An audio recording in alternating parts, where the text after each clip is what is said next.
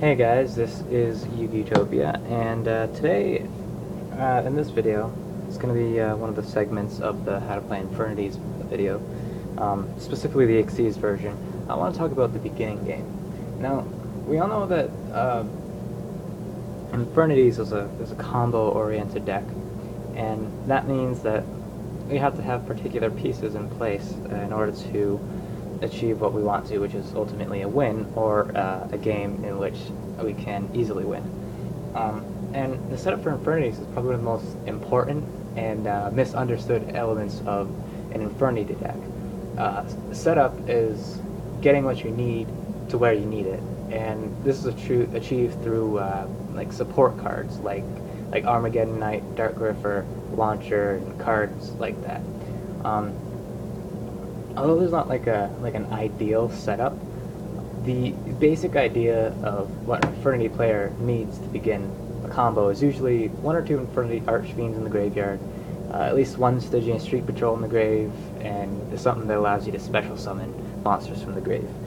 In this example, I want to go over just two different variations of the same combo, in which we start out with these two cards and end with completely different fields. Now, for all extensive purposes, we only are running one evolvable chain, and that is because I only own one. I know, I'm claiming to be an awesome Infernity player, and I only own one of those, but I'm not really competitive. Anyway, so to begin the combo, I'm gonna go over like an aggressive variation. So we're gonna start out with these two, and this is assuming we don't get Veiled or anything, or Max Seed. Summoner Monk's effect and special summon your Archfiend. Archfiend adds Necromancer. We overlay into our one evolvable chain. Use the evolvable chain's effect to detach Archfiend and send Street Patrol to the graveyard. Street Patrol is then going to remove itself and special summon Infernity Necromancer. Necromancer's effect is going to activate, which we're then going to summon Archfiend, and Archfiend's effect is going to add us Barrier. I know I said that was aggressive, but that was actually like the conservative way. This is the example in which I want you to observe and see the difference between this and then the other variation of this. So in the other variation, we're gonna go over, it's more aggressive, and it goes like this: normal summon Monk, switch to defense, detach Upstart Goblin, and special summon Infernity Archfiend. Archfiend, instead of adding Necromancer, if I can find it, is going to add another Archfiend, and almost the same thing is going to go on. Summon Evolvable Chain, detach Archfiend, to send Street Patrol to the graveyard. Street Patrol is then going to remove itself, special summon Archfiend. Archfiend's effect is then going to add a Launcher. Launcher's effect is going to activate, and you special summon your Archfiend, and Archfiend is going to get you Barrier. And what are the main differences between this variation and the other variation? Well, really the only difference is the presence of a Necromancer. You see, the only difference between those fields. Now, the advantage of this field is that you have two monsters that are going to keep your Barrier active, and thus it's a more active Barrier. There are situations that this calls for, where you're going for some kind of play to deal damage, but we're talking about the beginning of the game, and what you need to do when you're doing combos in the beginning of the game. I do not recommend doing combos like this in the beginning of the game, simply because the idea in the beginning of the game is to waste opponents' resources and find the appropriate time to follow through with combos and ideally win. So this field here is more of a mid-game combo, as opposed to mid and end game combo, as opposed to a beginning game combo. Now in this setup, This is the first variation that we went over.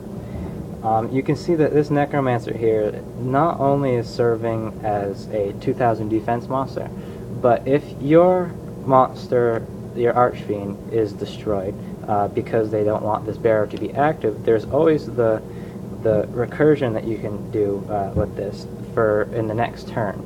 And that's basically what you're trying to strive for in the beginning of the game, is to set up your field in a way that's going to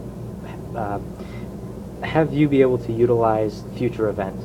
And this field, as opposed to this one, is much better because in this field you're looking towards the future to set up and ultimately win from there and gain advantage.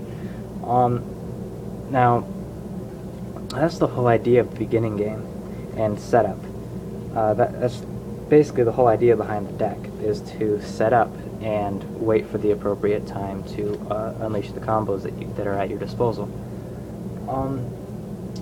Tech cards like Tour Guide from the Underworld can also be useful at this stage of the game. This is because they allow you to bring out like Zen mains and other cards like that if you're running them. But yeah, in this version I'm not running them. Other cards like your defensive cards like Mirror, Force, Tribute, and Compulse are utilized for this stage in the game specifically because those are going to be your advantage generating cards most of the time, especially when they're used on fields that are bigger than yours, Xyz monsters and other cards. They also pave way and put cards in place for your future combos. Cards like Infernity Launcher are kind of important in this stage because you can get rid of unnecessary cards in your hand. Although it's not recommended to use Infernity Launcher for only that purpose. I mean, if you have a launcher, you probably want to save it as much as possible, and that's another idea of this stage, is instead of using that launcher, which is if I can find it here, which is a ideal combo piece.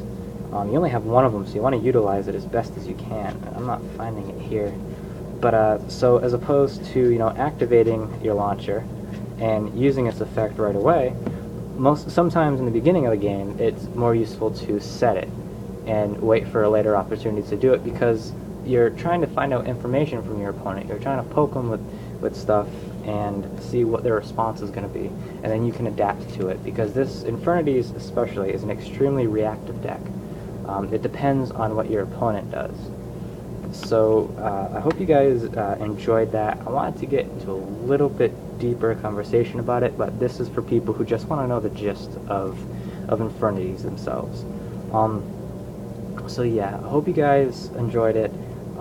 Just please subscribe, hit that subscribe button. I don't know where it is at this point. They change it all the time, or once, or whatever. But yeah, this is Utopia signing out.